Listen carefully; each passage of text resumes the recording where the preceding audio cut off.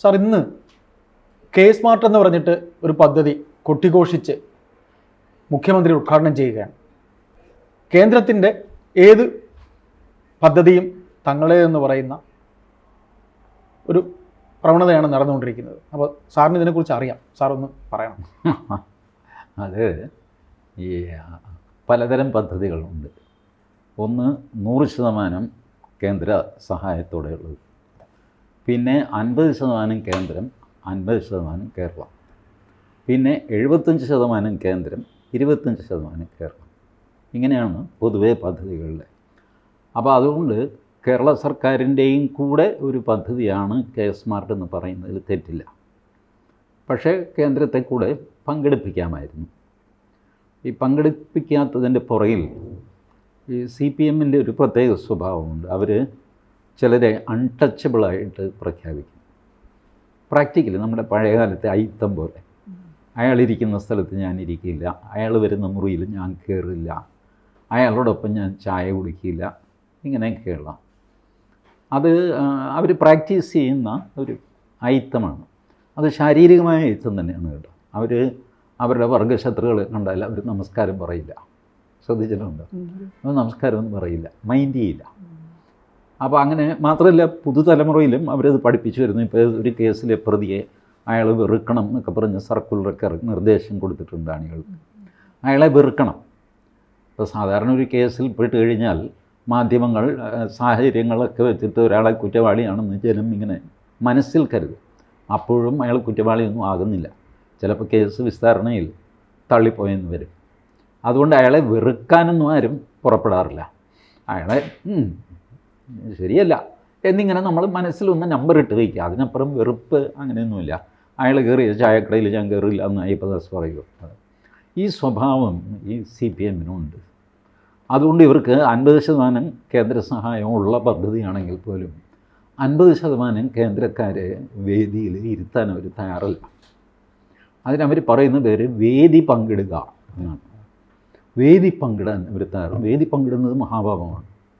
പണ്ട് ഗൗരിയമ്മയ്ക്കെതിരെ ആദ്യത്തെ നടപടി വരുന്നത് P. പരമേശ്വരനുമായിട്ട് വേദി പങ്കിട്ടു എന്നാണ്. ഒരു കോമൺ ആരുടെയോ അനുസ്മരണ ചടങ്ങ്. അതിലെല്ലാ പാർട്ടികളും ഉണ്ടായിരുന്നു. P. പരമേശ്വരൻ ഉണ്ടായിരുന്നു, ഗൗരിയമ്മ ഉണ്ടായിരുന്നു. അവിടെയാണ് ഗൗരിയമ്മയ്ക്ക് ആദ്യമായിട്ട് തലയ്ക്ക് കിഴുക്ക് കിട്ടുന്നത്. P. പരമേശ്വരനുമായിട്ട് വേദി പങ്കിട്ടു. ഇതുപോലത്തേക്കുള്ള അധമകൃത്യങ്ങളാണ് ഈ ചെയ്യുന്നത്. നമ്പർ 2, ഈ കെ സ്മാർട്ട് എന്ന് പറയുന്ന പദ്ധതി എന്താ? ഞാൻ മനസ്സിലാക്കിയെടുത്തോളം കേരള സർക്കാരിൻ്റെ ഓൺലൈൻ സംവിധാനം ഒരു ആപ്ലിക്കേഷനിൽ നിങ്ങൾക്ക് കിട്ടും. What is so big about that? What a small thing.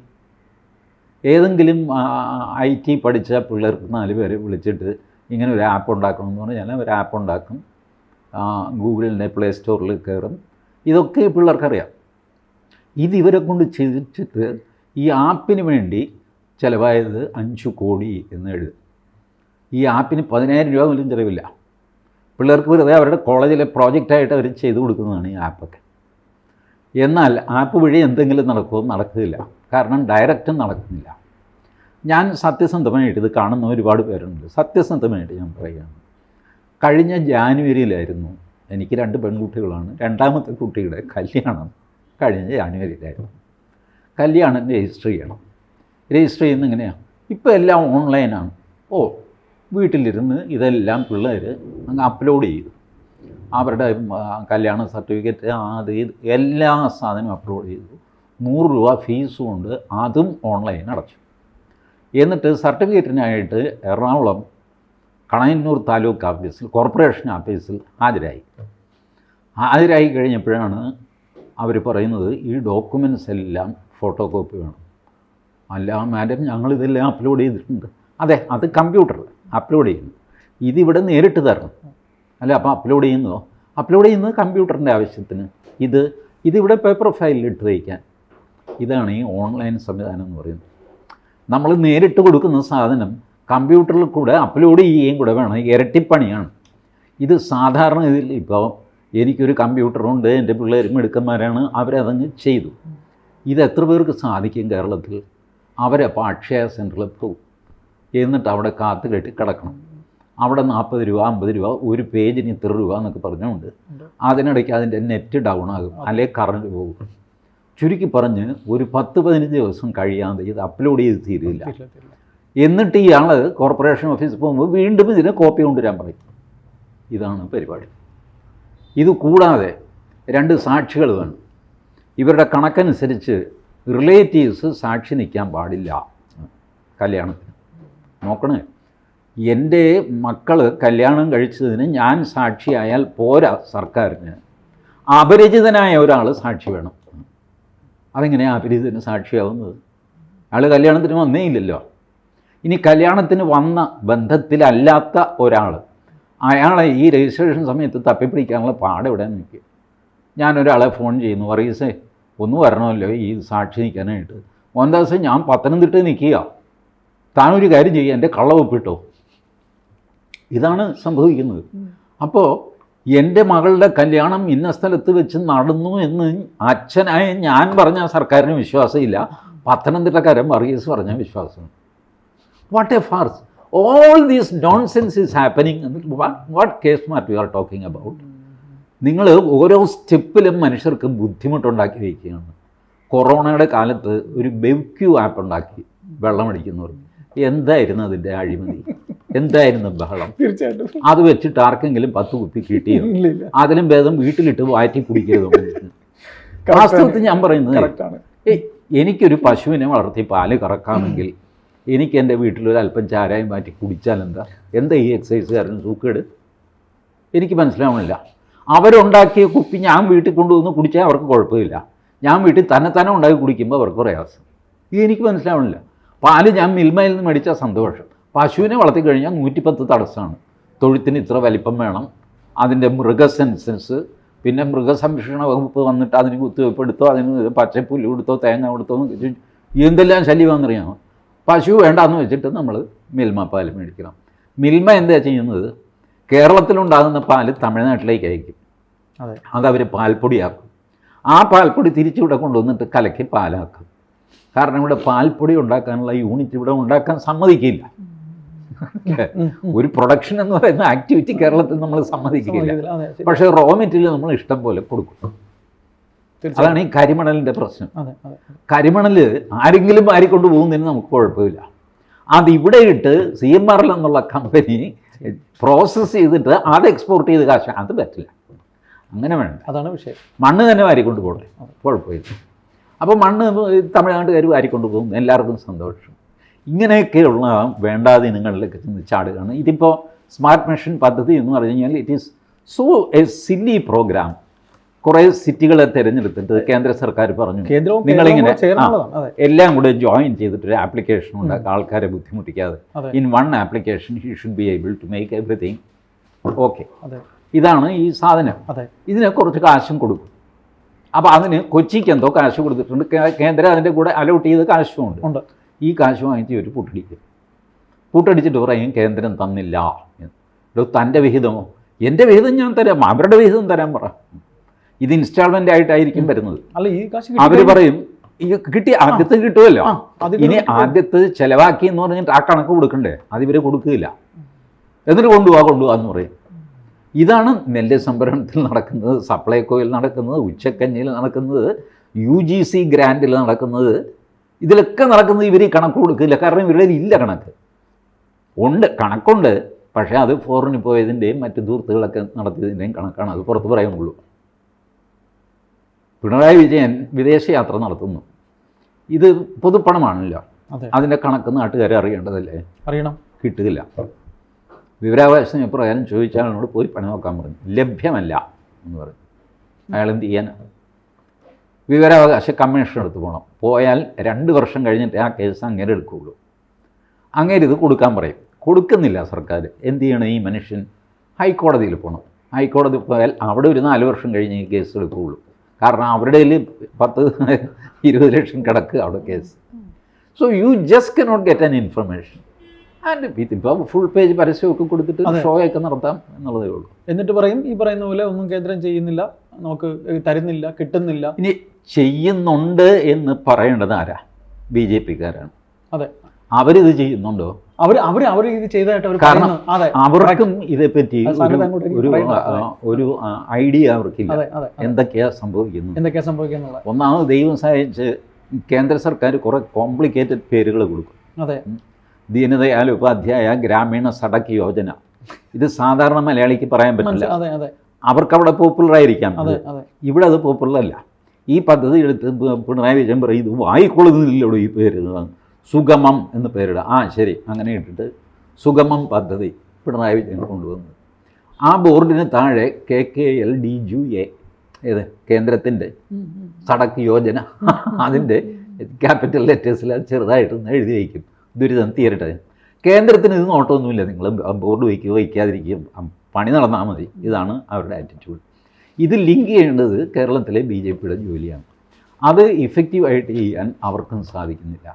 അല്ല, അവരിത് പറയുന്നില്ല. അവർക്ക് ഇത് പറയാൻ ഇപ്പോൾ വി മുരളീധരൻ കേന്ദ്രമന്ത്രി ഒരു പക്ഷേ പറഞ്ഞെന്നിരിക്കും. അദ്ദേഹം വന്നിട്ട് പറയും ഇതൊക്കെ ചെയ്തതല്ലേ, ഇപ്പം അങ്ങോട്ടും ഇങ്ങോട്ടും ബാലഗോപാലും അദ്ദേഹം. അല്ല, ഇത് പറയണമെങ്കിൽ ആധികാരികമായിട്ട് പറയണം. അതിനകത്ത് രാഷ്ട്രീയം ഇല്ലാതെ പറയണം. ഇതാ ഞാൻ കണക്കുകൾ കൊണ്ടുവന്നിട്ടുണ്ട്, ഇന്നതാണ് പദ്ധതി, അതിൽ 50% കേന്ദ്രം, 50% കേരളം. ഞങ്ങൾ ഇത്രാം തീയതി കൊടുത്തു, ഇവരുടെ ഇൻവെസ്റ്റ്മെൻറ്റ് നടത്തിയിട്ടില്ല, കണക്ക് തന്നിട്ടില്ല എന്ന് പറഞ്ഞിട്ട് ഇതിൻ്റെ ഫോട്ടോ കോപ്പി ഒരു 10-40 എടുത്തിട്ട് മീഡിയയ്ക്ക് കൊടുക്ക്, പത്രങ്ങൾക്ക് കൊടുക്ക്, and you see the result. അല്ല, ഇത് പറയുന്നത് നിങ്ങളുടെ ട്വിറ്ററിൽ, നിങ്ങളുടെ ഫേസ്ബുക്കിലൊക്കെ അതിലൊക്കെ വെറുതെ ഈ വാചകം അടിച്ചുകൊണ്ട് യാതൊരു കാര്യമില്ല. വെറുതെ ഇങ്ങനെ വെർബോസിറ്റി കാണിക്കും. അതല്ല, കൃത്യമായിട്ട് കണക്കുകൾ പറയുക. ഇന്നിപ്പോൾ കേരളത്തിൽ എൻ്റെ അറിവിൽ പച്ചക്കറികൾക്ക് ഏറ്റവും വില കൂടി നിൽക്കുന്നത് കേരളത്തിലാണ്. ആരെങ്കിലും ഇത് ഹൈലൈറ്റ് ചെയ്യുന്നുണ്ടോ? ആരുമില്ല. ശരാശരി പച്ചക്കറിയുടെ 1 കിലോയുടെ വില 60 രൂപയാണ്, ശരാശരി വില. ഐറ്റം അനുസരിച്ച് 120 രൂപയൊക്കെ പോകും. എന്നാലും സാധാരണ മനുഷ്യർ വാങ്ങുന്ന വില കുറഞ്ഞ പച്ചക്കറി വാങ്ങാമെന്ന് വിചാരിച്ചു കഴിഞ്ഞാൽ അതിൻ്റെ ആവറേജ് വില കിലോയ്ക്ക് 60 രൂപയാണ്. ഇതേ സാധനം പൊള്ളാച്ചിയിൽ 15 രൂപയ്ക്ക് 20 രൂപയ്ക്ക് നിൽക്കുന്നു. ഇതെങ്ങനെ നടക്കുന്നു? ആരെ ഇതിന് നിൽക്കുന്നത്? ഇത് പുറത്തു വരണ്ടേ? നമ്മൾ നേരെ പോയിട്ട് തമിഴ്നാട്ടിലെ കർഷകരുടെ അടുത്ത് നിന്ന് നേരിട്ട് സംഭരിക്കുമെന്ന് പറഞ്ഞു. എന്താ ചെയ്യുന്നിട്ട്? സംഭരിച്ചോ? ആർക്കും അറിയില്ല, ഒന്നും പറയുന്നില്ല. സപ്ലൈകോയിൽ സാധനങ്ങളൊന്നുമില്ല. പിന്നെ എന്തിനാണ് ആ സ്ഥാപനം? 2400 കോടി രൂപ കിട്ടാനുണ്ടെന്ന് അവർക്ക് അരിയോട് നോക്കി കൊടുക്കുന്ന ആൾക്കാർ സപ്ലൈ സ്റ്റോപ്പ് ചെയ്തു, പൈസ കിട്ടാഞ്ഞിട്ട്. കഴിഞ്ഞ 3 വർഷമായിട്ട് കാശ് തന്നിട്ടില്ല, ഞങ്ങളിനി തരുന്നില്ല എന്ന് അവർ. അപ്പോൾ പിന്നെ ഈ വരുന്ന കാശൊക്കെ എവിടെ പോകുന്നു എനിക്ക് മനസ്സിലാവുന്നില്ല. ശമ്പളം കൊടുക്കാനും പെൻഷൻ കൊടുക്കാനും പിന്നെ ആർഭാടത്തിനും. സാർ ആദ്യം പറഞ്ഞൊരു സെൻറ്റൻസ്, മലയാളികൾ അധ്വാനിക്കുന്നത് സർക്കാർ ഉദ്യോഗസ്ഥർക്ക് ശമ്പളം കൊടുക്കാനാണ്. സർക്കാർ ഉദ്യോഗസ്ഥർ അധ്വാനിക്കുന്നത് അവരുടെ രാഷ്ട്രീയ നേതാക്കളെ പ്രീണിപ്പെടുത്താനും ജനങ്ങളെ എങ്ങനെ ഫർദർ പിഴിയാം എന്നുള്ള ആലോചനയ്ക്കുമാണ് സർക്കാർ ഉദ്യോഗസ്ഥരെ ഉപയോഗിക്കുന്നത്. വേറെ ഒരു പ്രയോജനവും സർക്കാർ ഉദ്യോഗസ്ഥർ കൊണ്ടില്ല. ഒന്നോ ഒറ്റയോ ആൾക്കാർ നല്ല മനുഷ്യരുണ്ടാകും. ഒരു തഹസിൽദാർ ആഫീസിൽ 1-2 പേര് നല്ലവരുണ്ടാകും. അവരുള്ളത് കൊണ്ട് ആ തഹസിൽദാർ ആഫീസ് തീ പിടിക്കാതെ ഇരിക്കുന്നു. അല്ലെങ്കിൽ ജനം കയറി തീ വയ്ക്കും. വില്ലേജ് ആഫീസിന് തീ വെച്ചില്ലേ ഒരാൾ? 23 വർഷമായി ഞാൻ കയറുന്നത് ഗതികെട്ട് ചെയ്യുന്നതാണ്. ഈ അവസ്ഥയിലേക്ക് ജനം വരുന്നു. ഇവർ സുഖിമാന്മാരായിട്ട് കഴിയുന്നു. അല്ല, BJP ഇത് പറയേണ്ടതല്ലേ സാർ? നമ്മൾ പറഞ്ഞു വന്ന പോയിന്റ് പോലെ ഇപ്പം സാറ് പറഞ്ഞു CPM-കാരുടെ ഒരു വരട്ട് തത്വവാദം എന്ന് പറഞ്ഞില്ലേ, കണ്ടാ മിണ്ടില്ല എന്നൊക്കെ പറയുന്നില്ലേ, അതുപോലെ ഇവർ ഈ മനുഷ്യൻ്റെ കണ്ണിൽ പൊടിയിടുന്ന രീതിയിൽ ഡയലോഗ് അടിക്കാൻ മിടുക്കന്മാരാണ്. എന്ന് വെച്ചാൽ നമ്മൾ നാടൻ ഭാഷയിൽ പറയും മുഴുവൻ പേണിക്ക ചോറ്റി പുതയ്ക്കണം എന്നൊക്കെ പറയുന്നത് പോലെ കണ്ണിൽ പൊടിയിടാൻ ഇത്രയും മിടുക്കന്മാരായിട്ടുള്ള വേറെ ഇല്ല. അപ്പോൾ അത് ഇവർ തന്നെയല്ലേ സാർ അത് പറയേണ്ടത്? ഇവർ തന്നെ പറയേണ്ടതില്ല, അവരാണ് പറയേണ്ടത്. അതെ, അവരുടെ കൂട്ടത്തിൽ കഴിവുള്ളവരുണ്ട്. പക്ഷേ എന്തുകൊണ്ട് അവരത് ചെയ്യുന്നില്ല എന്ന് എനിക്കറിയാം. അല്ലാതെ അവർ ചെയ്യണം, അവർ ചെയ്യേണ്ടത് ആവശ്യമാണെന്ന് അവർക്കത് ബോധ്യം വരണം. ഐഡിയലി BJPക്ക് ഈ ഡൽഹിയിൽ ഒരു നോഡൽ ആളുണ്ടാവണം. ഈ ഇൻഫർമേഷൻ അയാളെ വിളിച്ചിട്ട് എന്താ ഇതിൻ്റെ ഡീറ്റെയിൽസ് കളക്ട് ചെയ്യണമെന്ന് പറഞ്ഞാൽ പോയി അയാൾ 1-2 മണിക്കൂറിന് ഡീറ്റെയിൽസ് കളക്ട് ചെയ്യാൻ പറ്റിയ ഒരു ലിയാസൺ പേഴ്സൺ ഡൽഹിയിലുണ്ടാവണം BJPക്ക്. ഞാൻ അറിഞ്ഞിടത്തോളം അങ്ങനെ ഒരാൾ ഡൽഹിയിലില്ല. ഇല്ല. ഇവർ പ്രതിപക്ഷമായിട്ട് തന്നെ നോക്കൂ. പിണറായി വിജയൻ വലിയ താപ്പാനായ KV തോമസിനെയാണ് ഡൽഹിയിലിരുത്തിയിരിക്കുന്നത്. കാരണം KV തോമസിന് സകല മർമ്മങ്ങളും അറിയാം. ബ്യൂറോക്രസി എന്ന് പറയുന്നത് ഇൻഡിപെൻഡൻറ്റ് ഓഫ് പൊളിറ്റിക്സ് ആണ്. തീർച്ചയായിട്ടും. ഭരണത്തിലെ ആരും നരേന്ദ്രമോദി വന്നാലും മൻമോഹൻ സിംഗ് വന്നാലും ഈ ഡെപ്യൂട്ടി സെക്രട്ടറിമാരും മാറുന്നില്ല. ഇല്ല. അവരാണ് ആദ്യമായിട്ടൊരു നോട്ട് എഴുതുന്നത്. അതെ. കേരളത്തിൽ കൊല്ലം ചെങ്കോട്ട പാത ഇരട്ടിപ്പിക്കണം എന്ന് പറഞ്ഞ് ഒരു റെയിൽവേ സെക്രട്ടറി ഒരു നോട്ട് എഴുതണ്ടേ? അതെ. ആ നോട്ടാണ് പോയിട്ട് അശ്വിനി വൈഷ്ണവ് വഴി പ്രധാനമന്ത്രി എടുത്ത് പോകുന്നത്. തീർച്ചയായിട്ടും. ഈ കൊഞ്ഞാണൻ, ഈ ഇരിക്കുന്ന സെൻഗുപ്ത അല്ലെങ്കിൽ ചൗധരി ഇത് എഴുതിയില്ലെങ്കിൽ എഴുതിയില്ല. അതെ. അതെ. ഇതറിയാവുന്ന, ഈ മർമ്മം അറിയാവുന്ന ആളാണ് കെ വി തോമസ്. അതുകൊണ്ട് തോമസ് മാഷിനെ അവർ ഡൽഹിയിൽ ഇരുത്തിയിരിക്കുന്നു. ഇവരാരാ ഇരുത്തിയിരിക്കുന്നു? തീർച്ചയായിട്ടും. ഇവരുടെ ലിയാസൻ ഏജൻ്റ് ആരാ? തീർച്ചയായിട്ടും. ഈ ഡബിൾ എഞ്ചിൻ സർക്കാർ വരണമെങ്കിൽ നിങ്ങൾ അധ്വാനിക്കണ്ടേ? തീർച്ചയായിട്ടും. ആ അധ്വാനം കാണുന്നില്ല. അല്ല, അത് വേണ്ടതാണ്. അതവർ ചിന്തിച്ച് അവർ ഇനിയെങ്കിലും അതിന് പകരം they wanted Nirmala Sitharaman to come and explain. അതെ. അതെ. അതെ. നിർമ്മലാ സീതാരാമൻ വരുന്നു. എവിടെ വരുന്നു? ആറ്റിങ്ങൽ വരുന്നു. അതെ.